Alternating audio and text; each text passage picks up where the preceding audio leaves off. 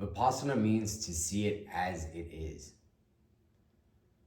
not as you would like it to be. Acceptance.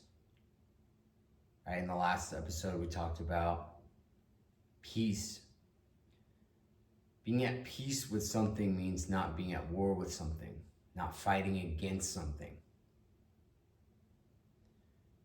And when you're fighting with reality, it's because you're trying to impose your will on reality.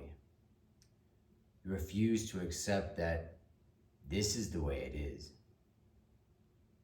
And you're basically just this bull in a cage. It's just trying to bash its way and force itself. And the hardest truth is you're just gonna keep getting the same result, the same undesired result over and over again. And I know it's undesired because if you were getting the desired result, you wouldn't be frustrated. Right? So anything that you're frustrated about or anything that you're angry about, it's because you don't want it. It's because you want it to be different. It's because you don't accept it. And in a lot of ways, it's like you expect the world to come grinding to a halt for your desires because you're special. And that's not how reality is. And now you can keep fighting with reality. Or you can submit to it.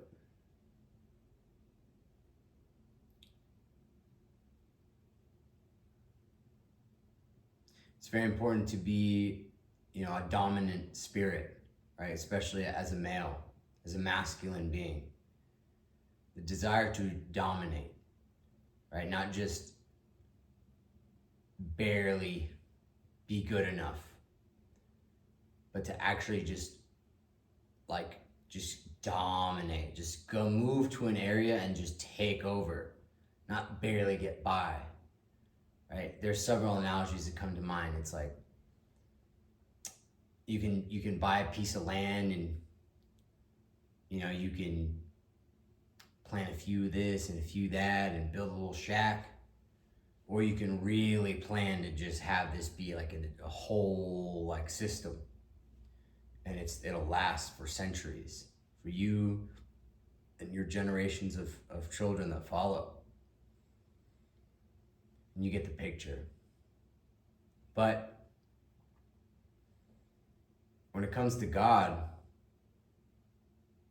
you try to dominate God, you'll never win.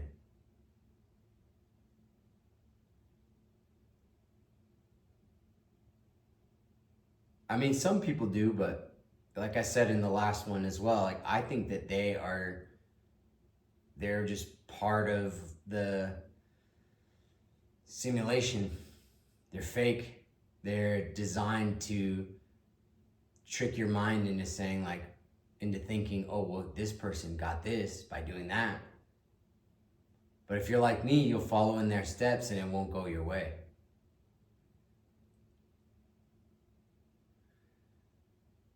And so the more I try to impose my will, the more I get bit.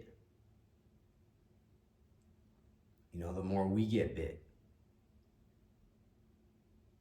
And this also intertwines with the idea of non-doership, or being in flow state, which I also talked about in the last episode. Being in a flow state means you're just in it, You're just vibing. Everything's easy. And you're basically just channeling source. And that's what non-doership is. It's not like you're not doing stuff. It's just that it feels effortless because it doesn't feel like you're doing it. You're just doing the will of God.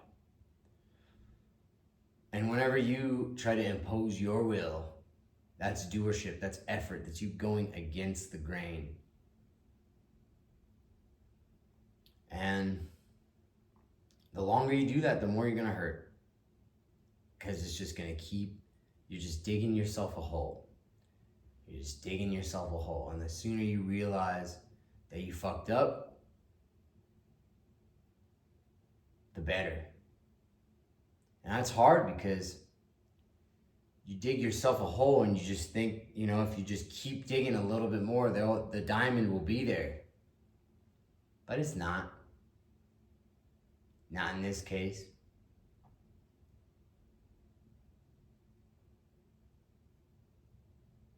And that's one of the paradoxes of life. And I don't really know the answer to how to distinguish between when there's a diamond and when there's not, because there's that age-old, cartoon. It's like, shows a guy with a pickaxe tunneling his way to a diamond, and he gives up like this much before the diamond, and then the other person kept going, And so that is a part of life. It's like persistence.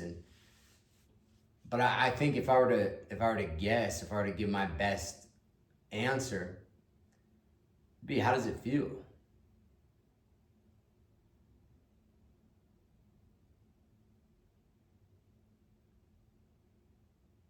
There's a difference between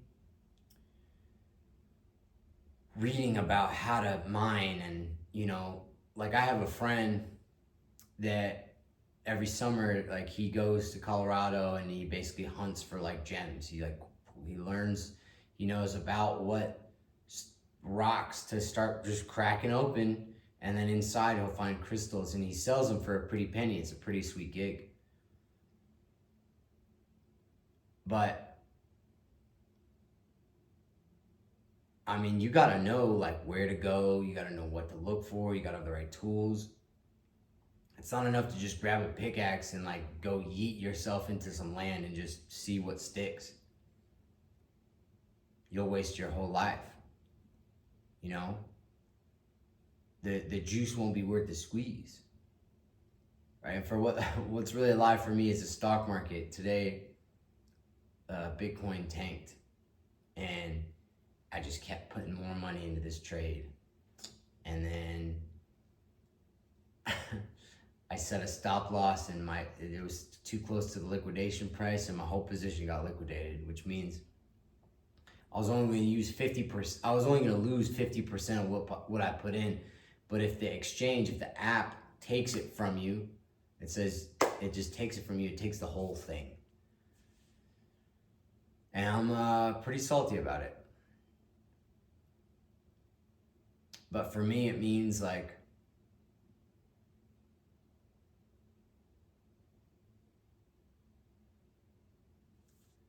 the energy with which I was trading was a very like hasty, like Gollum like energy. And the way professional traders trade is very neutral. And they're very systematic. They don't trade based on emotion. And I also made a couple other, mistakes. I used way too much leverage, so I didn't have enough room for error. And so I was just tied to my phone, and I wasted a couple days. And I wanted to get back on there and trade more. It's called revenge trading. You want to get back at the universe. And every single time, I lost money. And you might think, well, you just don't know what you're doing. And I think that's a big part of it. It's like, who do you think you are to just like hop in this app and like trade, place trades willy-nilly? Like, these guys got monitors on monitors, and they got all kinds of indicators, and that's who you're competing with.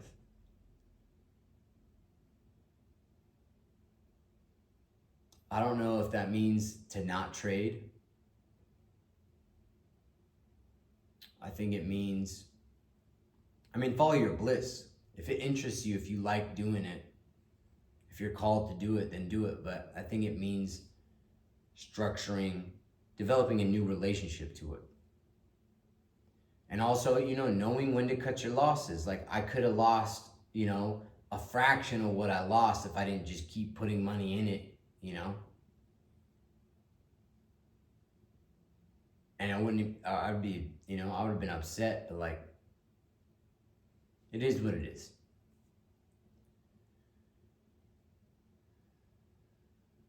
But then after the, you know, after my position was liquidated, it's like, I was like, I wanted to watch porn. I ran to the grocery store to buy alcohol. And I had this moment when I was reaching for the Guinness. I love my Guinness. And I'll drink Guinness again, but not today. And I reached and I knew it was me against God in that moment. God's answers are very clear. God is very gentle when he speaks to you. And he's just basically like, all right, man, you're going to do it. I can't stop you. You have free will. But you know what the reaction's going to be.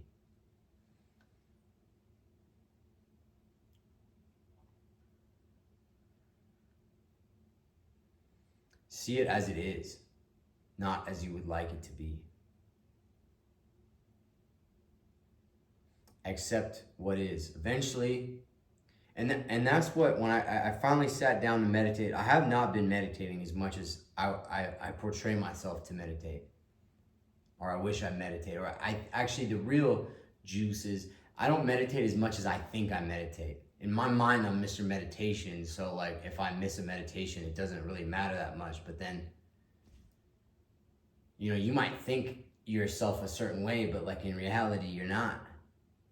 And then the opposite is true too, right? You might think yourself way worse than you are, and you're really not. That's self-sabotage, right? And this is kind of the reverse of self-sabotage, which I don't even know the name for it, but if you know the name of it, let me know. It's like a false persona identity, you know? In a positive way. You know, self-sabotage is false sense of self in a negative way, right? Seeing yourself as less than. This is seeing myself, and it's inaccurate, right? But anyway, I sat down and I realized as soon as I started to breathe that, first of all, when you meditate, it's like a tuning fork. Meditation is a tuning fork. You tune yourself to the frequency of Om. Like, that's really what it is. You tune yourself to the natural frequency of life. And I don't Om necessarily, like very rarely when I'm meditating on my own do I Om. But like it just tunes you in. And in that moment, I realized that, you know, so Bhakti yoga is the yoga of devotion. And it's, you know, prayer is devotion, right? Meditation is not the same as prayer. All right, prayer is talking to God, you know, asking God most of us ask God how we can get what we want. But he'll always take you to the real question, if you listen well enough, and if you do the math, which is, how best can I serve you today? Right? Those are the same things. Okay? And that is a devotion. Right? It's a devotion. I give to God. I devote myself to God. And a devotion it's kind of like an act of submission. You know, God, you're above me. And I acknowledge that. Right? Whenever you try to impose your own doership, you are trying to say, I can fight you, God. Even after I lost that trade, I was so angry. I flipped him off. I was so pissed. You have no idea how pissed I was.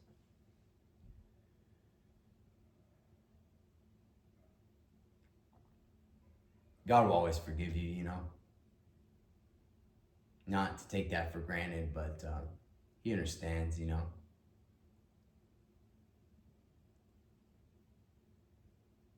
But what I realize is when you meditate, when you sit and you meditate, that's also like a devotion.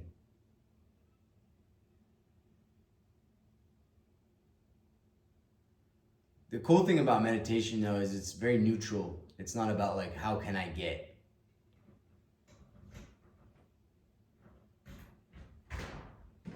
What up, dog? Yo, man. I'm recording a podcast. Yeah. I'm gonna finish up right now. Okay. I was pretty much done anyway. What was I saying?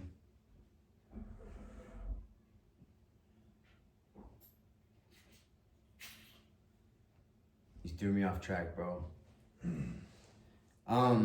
Basically, non-doership, right? Not trying to impose your will. That's about it. I think y'all get the gist. All right, meditate every day. Peace and love.